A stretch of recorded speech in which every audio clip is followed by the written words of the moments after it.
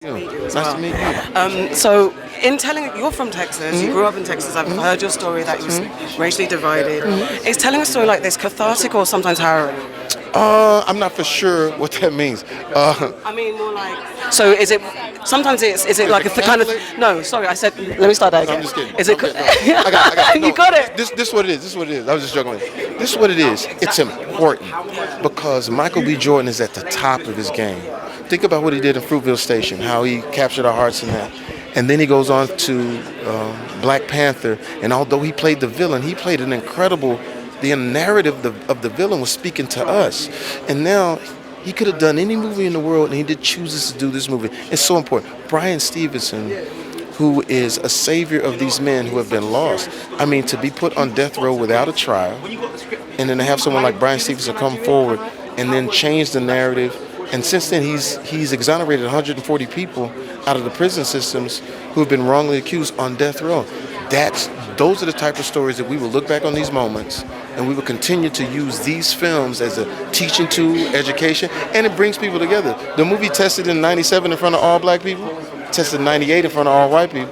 Toronto Film Festival standing ovations, and I sneak in the movie theater, and just I want to see what the real people think. And so I put the hoodie on, and wow, people are jumping up, they're applauding, they're with the characters, and so I think this film, but for what it does to me personally, it makes me feel proud. When you could do something. When we go to these different organizations, we see these young black kids. They don't have a chance. They don't have a chance. And what's crazy is it's global. Like even when we came here and we got a chance to go to the House of Lords and we got a chance to talk to these beautiful black men who have been disenfranchised. It's all over the world. So this is what I can tell you. I never want to get used to going to jail. I don't like when they rap about going to jail. I don't like any of those things. So when you have people like Michael B. Jordan and Bryan Stevenson, it gives us an opportunity to balance the narrative, balance the imagery. When you have people like Barack Obama was important for us because it balanced the imagery. So now I'm getting calls from people. My kids say, I want to be a lawyer. You know what I'm saying? So we need these types of stories to balance out all of the bullshit that's out there, and just make sure that we're seen in a different light. You know what? I don't even know if I would ask him anything. I think I would sit with him.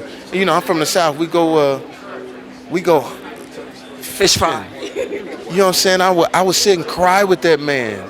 I was sitting and get his family around and just have a moment to just say I'm sorry, because